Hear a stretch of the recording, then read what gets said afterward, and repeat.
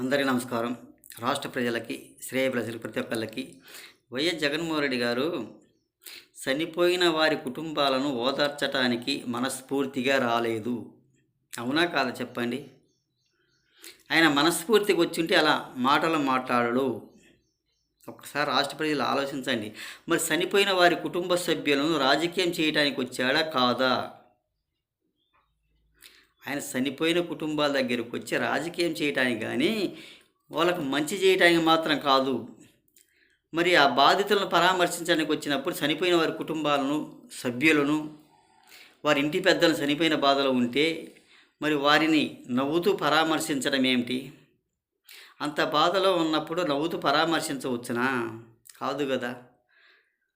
అలా పరామర్శించడానికి వచ్చిన వారు శవ రాజకీయాలు చేయడానికి, శవాలను అడ్డం పెట్టుకొని రాజకీయం చేయటానికి మరి కోటి రూపాయలు ఉన్నారు. మరి కోటి రూపాయలు బుడమేరు పొంగినప్పుడు ఎంతమందికి ఇచ్చారు చెప్పండి? ఆయన ఎప్పటికి ఇవ్వడు. మాటలు మాట్లాడడానికి ఒక సానుకూలంగా వస్తున్నాడే కానీ రాజకీయం చేసి ఒక లబ్ధి పొంది ఈ ప్రభుత్వం చేతిప్పిద్దాము అన్న ఆలోచనతో వస్తుంది. ఆయన మంచి చేయడానికి మాత్రం కాదు. ఎంతమందికి మంచి చేశాడు ఒకసారి చెప్పండి?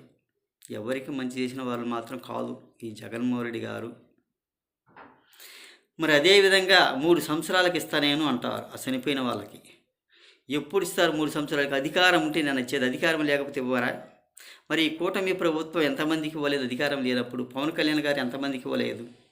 నష్టపోయిన కౌలు రైతులకు ఎంతమందికి ఇవ్వలేదు? చనిపోయిన కుటుంబాలు ఎంతమందిని ఆదుకోలేదు? అదేనా రాజకీయం అంటే? ఆయన అధికారంలో ఉన్నా లేకపోయినా ఇవ్వాలి ప్రజలకి. మరి ఎలా సాధ్యమవుతుంది? నా అధికారం పోయింది, మళ్ళీ అధికారం రావాలి, అధికారం వస్తే నేను వస్తానంటాడు, అప్పుడు ఇస్తానంటాడు. అధికారం వచ్చేది ఎంతవరకు సాధ్యం? నేను ఇచ్చేది లేదు, పోయేది లేదు. అంటే ఇప్పుడు అధికారం ఉన్నప్పుడే ఎక్కడి నుంచి వస్తాయి డబ్బులు? రాష్ట్ర ప్రజల మీద పన్నుల భారం వేసేయగా. రాష్ట్ర ప్రజల మీద పన్నుల భారం వేసి అప్పుడు వసూలు చేసి అప్పుడు ఇస్తాను 3 సంవత్సరాలకు అధికారంలో వస్తే అంటే అప్పుడు దాకా వీళ్ళు ఉండాలన్నమాట. అప్పుడు దాకా వేస్ట్ చేయాలన్నమాట. అంటే పోవటం ఎందుకు, రాజకీయం చేయటం ఎందుకు? అంటే శవం దొరికింది కాబట్టి శవ రాజకీయాలు చేస్తే వీళ్ళు ఇచ్చిన డబ్బులు మేము ఇప్పించినాము, మేము గోలగోల చేసినాము, మేము పోకుంటే అసలు ఇచ్చేవాళ్ళు కాదు అని మాటలు మాట్లాడడానికి. వీళ్ళు పోయినా పోకపోయినా ప్రభుత్వం ఇస్తుంది. అయినా కానీ ప్రభుత్వానికి చనిపోయిన కుటుంబ సభ్యులకు మధ్య జరిగేదే కానీ జగన్మోహన్ రెడ్డి గారు ఎందుకు ఏది ఏమైనా మంచి కోరుకోవాలి, మంచి చేయాలని కోరుకోవాలి, శవ రాజకీయాలు చేయటం ఏంటి? జగన్మోహన్ రెడ్డి గారు ఏది ఏమంటే రాష్ట్ర ప్రజలకు మంచి కోరుకోవాలి, మంచిగా ఇవ్వాలనుకోవాలి. అధికారంలోకి వచ్చినప్పుడు స్థానంలో సాధ్యమైంది కూడా కాదు కదా.